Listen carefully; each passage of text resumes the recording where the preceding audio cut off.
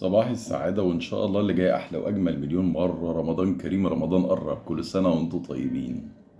بصفتي واحد بيسوق كتير وبيتحرك كتير في الشوارع، ففي حاجة مستفزة قوي بتضايقني، مش عارف انتوا كمان مضايقاكوا ولا لا. اللي مضايقاه يعمل لايك وشير. وهي مع كامل احترامي طريقة سواقة وأخلاق سواقين الموتوسيكلات والميكروباصات. هما بيشتركوا في حاجة مهمة جدا لدرجة إن أنا بقيت أي واحد بيعمل العادة دي بسميه سواق ميكروباص وموتوسيكل. كامل احترامي للناس المحترمه فيهم، انا مش بعمم، بس دي بنسبه كبيره بشوف فيهم ده.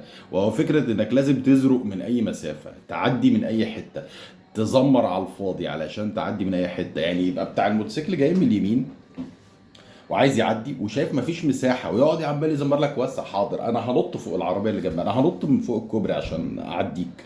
سواء الميكروباص نفس الحكايه، لو 2 سم تحسه بيلضم ابره، يعني عايز يعدي من اي مساحه.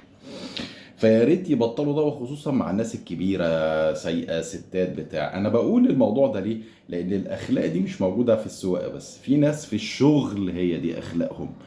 اي مساحه حتى لو مش من حقه عايز يزرق فيها عشان يجيب مصلحته. الناس اللي هي اللبلاب البشري المتسلق، دول اخطر بقى من السواقين اللي في الشارع. الناس اللي عندها اخلاق الميكروباص والموتوسيكل في الشغل، دول خلوا بالكم منهم. صباح السعاده.